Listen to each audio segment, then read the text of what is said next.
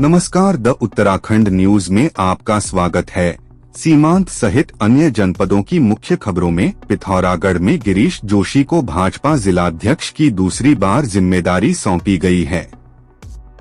खड़कोट स्थित भाजपा कार्यालय में आयोजित कार्यक्रम में मुख्य अतिथि पर्यवेक्षक दीपक मेहरा और जिला सह प्रभारी गोविंद सिंह पिलखवाल ने गिरीश जोशी के जिलाध्यक्ष पद की घोषणा की। इस दौरान विधायक डीडीहाट विशन सिंह चुफाल, गंगोलीहाट फकीर राम टमटा एवं दर्जा राज्य मंत्री गणेश भंडारी ने माला पहनाकर उन्हें सम्मानित किया। इस अवसर पर प्रशासक जिला पंचायत दीपिका बोहरा, पूर्व जिलाध्यक्ष किशन भंडारी, जिला महामंत्री राकेश देवलाल, दीपक कार्की, जिला मीडिया प्रभारी रघुवीर सिंह बिष्ट सहित दर्जनों कार्यकर्ता मौजूद थे। इस मौके पर जिलाध्यक्ष गिरीश जोशी ने प्रदेश नेतृत्व सहित सभी का आभार व्यक्त किया। पिथौरागढ़ में नैनी सैनी हवाई पट्टी के निकट डीआरडीओ गेस्ट हाउस के पास नया सर्किट हाउस बनाए जाने को लेकर आज जिलाधिकारी विनोद गोस्वामी ने ग्रामीण निर्माण विभाग के अधिकारियों के साथ निरीक्षण करते हुए बताया कि 23,25,85,000 रुपए की धनराशि स्वीकृत है। सर्किट हाउस में 8 डीलक्स कक्ष, 2 वीआईपी और 1 वीवीआईपी कक्ष, साथ ही पार्किंग एवं टाइप 3 और टाइप 2 आवास का निर्माण होगा।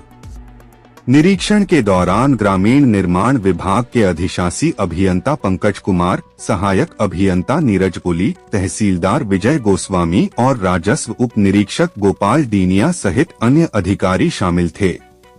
At Soar Valley Public School, we believe in more than just education. We believe in transformation.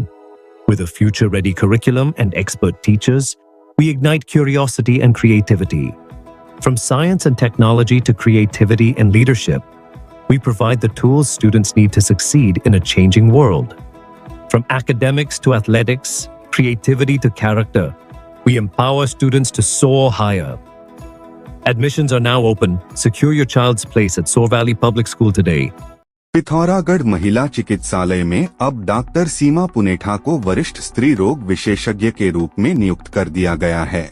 उन्होंने कार्यभार ग्रहण कर लिया। यह जानकारी देते हुए सीएमओ डॉक्टर जेएस नबियाल ने बताया कि उत्तराखंड राज्य में विशेषज्ञ डॉक्टरों की कमी को देखते हुए सरकार द्वारा राष्ट्रीय स्वास्थ्य मिशन के तहत विशेषज्ञ डॉक्टरों की भर्ती के करके जो है अस्पतालों में सुविधा प्रदान करने की कोशिश जारी है। इसके तहत हमारे जिला पिथौरागढ़ में महिला अस्पताल में स्त्री रोग विशेषज्ञ पद पर जो है डॉक्टर सीमा लौसाली पुनेठा जी की नई नियुक्ति एनएचएम के द्वारा हुई है और इससे जो है स्त्री रोग संबंधी मरीजों को काफी सुविधा मिलेगी। पिथौरागढ़ नगर निगम की स्थगित बोर्ड बैठक सोमवार को पुनः आज नगर निगम सभागार में आयोजित की गई।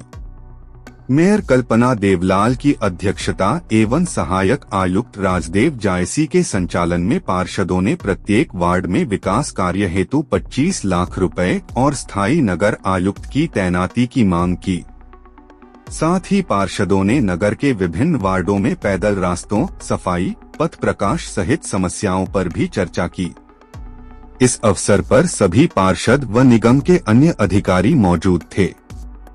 एनएसयूआई प्रदेश महासचिव ऋषभ कल्पासी के नेतृत्व में आज पिथौरागढ़ जिला मुख्यालय के प्रवेश द्वार एंचोली तिराहे पर सड़क सुधारे जाने की मांग को लेकर शासन व प्रशासन का पुतला दहन कर आक्रोश व्यक्त किया गया।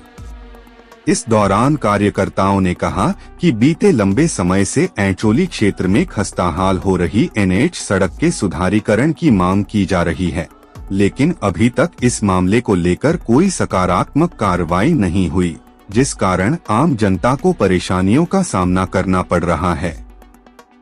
उन्होंने चेतावनी देते हुए उचित कार्रवाई नहीं होने पर उग्र आंदोलन की चेतावनी दी है।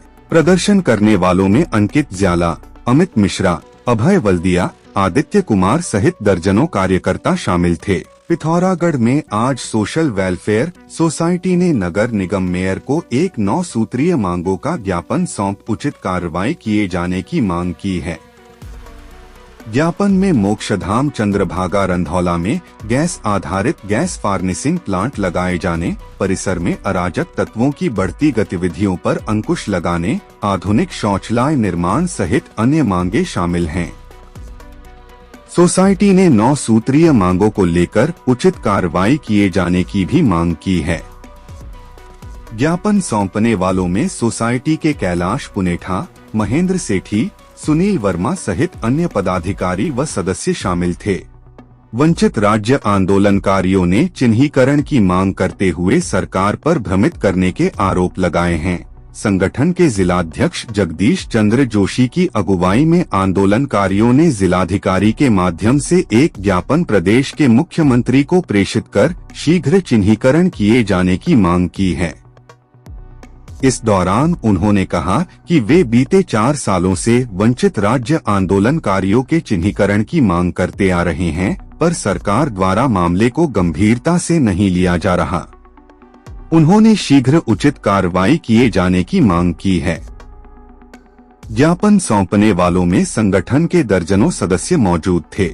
55वीं वाहिनी सशस्त्र सीमा बल पिथौरागढ़ के मार्गदर्शन में उप कमांडेंट निमित अहलावत द्वारा नागरिक कल्याण कार्यक्रम के अंतर्गत एक समवाय झूला घाट के कार्यक्षेत्र ग्राम कांडी में 5 दिवसीय प्राकृतिक खेती प्रशिक्षण का शुभारंभ किया गया। इस कार्यक्रम में 15 सीमावर्ती किसानों को Hishalu farmer producer company limited Munakot द्वारा प्राकृतिक खेती की आधुनिक तकनीकें सिखाई जा रही हैं। प्राकृतिक खेती में रासायनिक उर्वरक और कीटनाशकों के स्थान पर गोबर खाद, वर्मी कंपोस्ट, हरी खाद आदि का उपयोग किया जाएगा, जिससे मिट्टी की उर्वरता बनी रहती है और पर्यावरण पर कम दबाव पड़े। इस पहल का उद्देश्य सीमावर्ती किसानों को आत्मनिर्भर बनाना और क्षेत्रीय कृषि विकास एवं आर्थिक समृद्धि को बढ़ावा देना है। अपर सत्र न्यायालय ने दहेज हत्या मामले में आरोपी पति को आजीवन कारावास की सजा से दंडित किया है। अभियोजन पक्ष के मुताबिक 6 साल पूर्व थल के जोग्युड़ा में एक नव विवाहिता फंदे में लटकती हुई मिली थी। मृतका अनीता की हत्या के आरोप में उसके भाई संतोष कुमार ने थाना में शिकायत दर्ज कराई थी, जिसमें बताया गया कि शादी के 2 महीने बाद से ही गणेश राम दहेज को लेकर मारपीट करता था। 30 जून 2019 को पति और सास ने अनीता को गला घोंटकर मार डाला और आत्महत्या बताने के लिए फंदे पर लटका दिया। पुलिस ने मामले की जांच में 11 गवाह पेश किए और चिकित्सकीय परीक्षण में हत्या के साक्ष्य मिले। सभी पक्षों को सुनने के बाद अपर सत्र न्यायाधीश गीता चौहान ने गणेश राम को दोषी सिद्ध करते हुए धारा 304B के तहत आजीवन कारावास की सजा सुनाई। सजायाबी वारंट तैयार कर अविलंब अल्मोड़ा कारागार भेजने के भी आदेश दिए गए। अभियोजन पक्ष की ओर से शासकीय अधिवक्ता प्रमोद पंत और एडीजीसी महेंद्र आर्य द्वारा पैरवी की गई। देहरादून खनन विभाग से सेवानिवृत्त बुजुर्ग जगदीश 68 वर्ष की हत्या के मामला खुलासा करते हुए पुलिस ने 2 आरोपियों को गिरफ्तार कर लिया।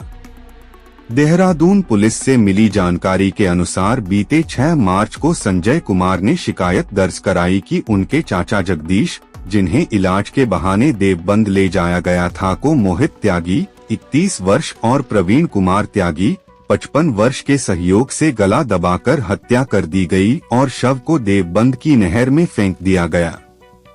जांच में पता चला कि आरोपियों द्वारा बुजुर्ग के बैंक खाते से 25 लाख रुपए हड़पने की साजिश रची गई। पुलिस टीम ने आरोपी मोहित त्यागी व प्रकाश में आए दूसरे आरोपी प्रवीण कुमार को गिरफ्तार कर लाखों की नकदी व चेक, एफडी और अन्य सामान बरामद किया गया।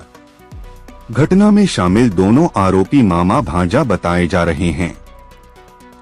मामले का खुलासा करते हुए एसएसपी देहरादून अजय सिंह ने बताया कि संजय जी हैं जो लखनऊ के निवासी, इनके द्वारा अपने चाचा की गुमशुदगी के संबंध में थाना रायपुर पर एक प्रार्थना पत्र दिया गया था और इस प्रार्थना पत्र में उनके द्वारा बताया गया कि उनके जो चाचा जी, उनका कोई कहीं उन्होंने शादी वगैरह नहीं करी, रिटायर हो चुके हैं और अकेले यहाँ पर किराए पर रायपुर क्षेत्र में रहते थे और कभी कभार महीने में उनकी 15 दिन में उनसे उनकी कभी वार्ता हो जाती थी और चूँकि वो कैंसर से पीड़ित थे, उनका इलाज चल रहा था, अपना खुद भी दिखवा रहे थे, इस कारण वो धार्मिक क्रियाकलापों में कभी प्रयागराज कभी अन्य जगह चले आते थे। इस आधार पर उन्हें एक शिकायत बताई और इसके बाद उनके उनको इस पर गुमशुदगी जब दर्ज की गई थी तो उनकी जब कॉल डिटेल वगैरह चेक की गई और अन्य चीज़ों की जानकारी की गई तो पता चला कि उनके टच में एक वहाँ जहाँ पर किराए पर रहते थे उनसे फेमिलियर होकर एक व्यक्ति जो ई रिक्शा का काम करता था, जो उनको दवा और मेडिसिन के लिए भी कहीं ले आता था, इलाज के लिए भी ले आता था और उनके अन्य घरेलू कामों में भी हाथ बटाता था। कहीं ना कहीं उसने उनके जो पारिवारिक स्थितियों को देखते हुए कि वो अकेले हैं, उनका कोई पूछने वाला नहीं है और साथ ही साथ उनके अकाउंट में, जो उन्होंने बताया कि रिटायरमेंट के बाद उनको काफ़ी पैसा जो रिटायरमेंट बाद मिलता है उनके अकाउंट में जिससे वो खर्च पानी चलाते हैं।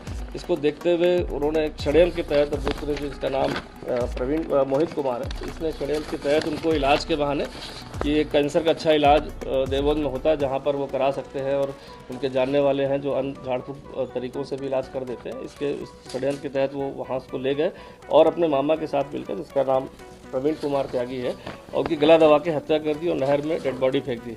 चूँकि पैसा मृतक के अकाउंट में था तो इसलिए जो उनकी एफडी थी, चेकबुक थी, इन्होंने इनके कमरे से, जो किराए का कमरा था, ले लिया था यहाँ से और साथ ही साथ अकाउंट की लिमिट थी तो रोज़ उसके अकाउंट से जो है पासवर्ड वगैरह लेने के उपरांत इसकी हत्या जब कर दी थी तो डेली अपने अकाउंट में या अन्य अकाउंट में ट्रांसफ़र कर रहे थे, जिसके कारण जो उनके द्वारा 13 लाख रुपए करीब विभिन्न समय पर निकाला गया और जिसमें 4,80,000 रुपये इनके पास से बरामद भी हो गया, सिम कार्ड भी बरामद हुआ। 5 लाख की एफडी थी जो वो तोड़ाने के फिराक में भी थे कि बैंक में लगा कर इसको तोड़ा लिया जाए। वो सभी साक्ष्य जो है दोनों अभियुक्तों से बरामद हो गए और इसमें जो डेड बॉडी अभियुक्तों द्वारा फेंकी गई थी वहाँ पर जानकारी करने पर पता चला कि देवबंद थाने में वहाँ पर अज्ञात में, चूँकि डेड बॉडी का जब अज्ञात में पोस्टमार्टम हुआ तो उसमें गला दबाकर हत्या करने की बात की पुष्टि हुई थी, जिसके आधार पर वहाँ हत्या के मामले में वहाँ मुकदमा भी दर्ज है। तो सारे साक्ष्य मिलने के बाद अभियुक्तों को गिरफ्तार करके आज न्यायालय में पेश किया जा रहा है। प्रदेश भर की मुख्य खबरों को सबसे पहले जानने के लिए आप हमारे YouTube चैनल को सब्सक्राइब करें, वीडियो को लाइक करें और कमेंट करें और वीडियो को शेयर करें। तो दोस्तों, वीडियो को देखने के लिए आपका बहुत बहुत धन्यवाद।